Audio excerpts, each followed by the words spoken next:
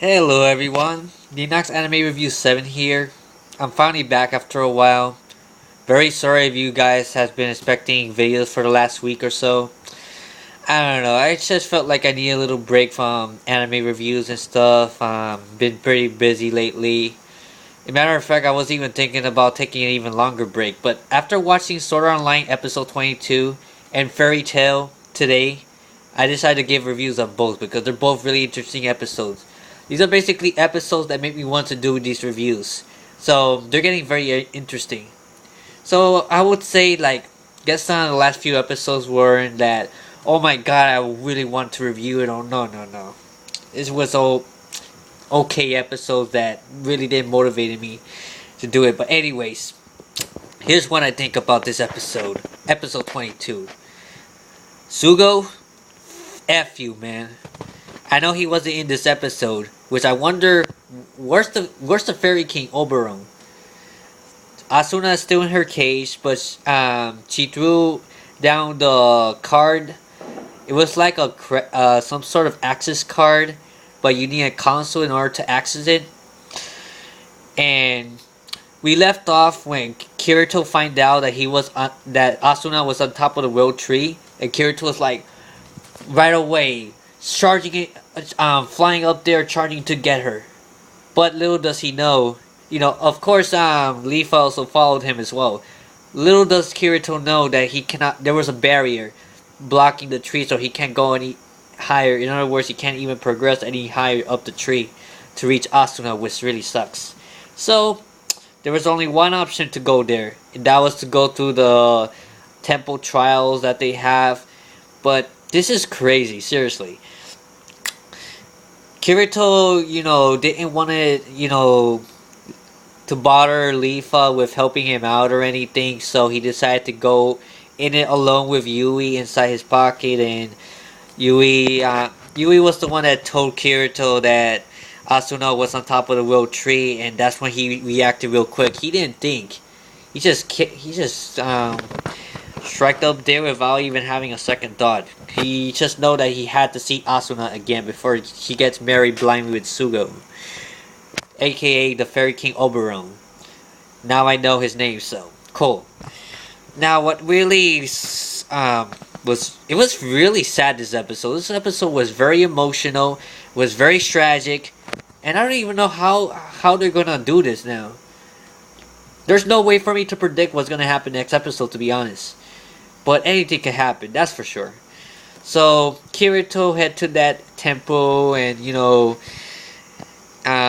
they're asking him if he's ready to face the trials to fly up in the air. Once he's inside, it was so cool and everything. He's starting to fly, but then there was a bunch of metallic sword fighters that were standing in his way. There were hundreds and thousands of them, I think.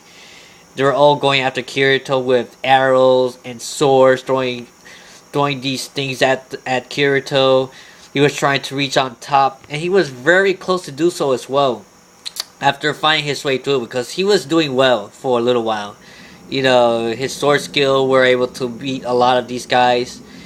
But then once he made it almost on top, he got stabbed numerous times by swords and arrows. By God, it was crazy, seriously. And then he died.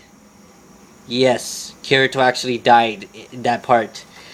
Thank God this was not Sword Art Online, because if it was Sword Art Online, Kirito would have been dead for good. But Kirito had to wait about 500 seconds or so he could be resurrected. He didn't know what to do anymore after he was there. He was so close to reach the top. But he got killed before that happened. And then, really, now we see Leafa charging in while he was dead inside that little. He was a black flame. It wasn't a red flame like most of the other character. He turned into a black flame. Weird, right? And then, Leafa was charging in. She was trying to pass through all these guards. Those fairy gods.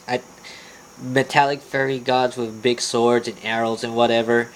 All striking towards her. She got stabbed a lot of times as well, trying to save the sprite of Kirito, because I'm pretty sure if Kirito was to be resurrected, he would have been resurrected at the same spot.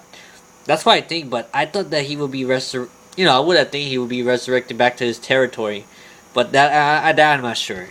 So she got Kirito out after being stabbed many times by arrows, and then the big gate, it closed again, and then Leafa used an item to revive Kirito before the resurrection time was up, and Kirito wanted to charge in again without thinking, without Leafa's help, because he felt that he really had to see Asuna, and I think the thing is that Kirito didn't want to tell him at first, but he didn't even know he was Leafa. But now we know. They know each other as Kirigaya and Sugu, right? So the moment that he said I had to rescue Asuna, Leafa quickly remembered that Asuna was the same name. Yuki Asuna was the same name that Kirito was looking after in the hospital. Now that really sucks. That now they know, and what really happened. Leafa instantly logged out without Kirito finishing what he had to say. He didn't know what to say, really. He was speechless, pretty much. He was sorry as well, and then Kirito logged out as well, and then he went to Sugu's room. She opened the door, and she was very emotional. Really, I feel very sorry for Sugu. She was crying a lot, and she didn't. She was confessing her feelings towards Kirito. Just because we're not relatives anymore, it seems that you're keeping your distance towards me or something. I don't know, a lot of really emotional stuff that I really feel sorry for her. What I hope that happened. Yeah, the thing is that they kind of she was really depressed, and Kirito was really speechless. He didn't know what to say to her because he liked Asuna. He did, if he tried to cheer up Sugo, then he'll be abandoning Asuna and loving Sugu instead. He hasn't give up hope Asuna, but I don't know how Kirito's gonna go through this. I'll be honest with you, I don't know how he's gonna go through this, but I know he will somehow. But I can't guess, seriously. So yeah, still Sugo, you suck, man. Why you had to take Asuna away? You made this whole situation even more complicated and has to. Making everything all hopeless, seriously. Yeah, but you'll get your day anyways. So basically, she shut the door in front of Kirito, and Kirito, he was laying on the floor. Well, he was sitting on the floor in front of her door, and Sugu was on her bed, hugging her legs, and she was really sad. And that's where the episode ends. Really sad. Really despicable. I'm dying to see the next episode. I want to see what's going on. How they're going to get through this, because you need a whole team of players in order to pass through it. Kirito almost did it by itself, but maybe he might do better. He might try again. That's my guess. He might try to get to the World Tree.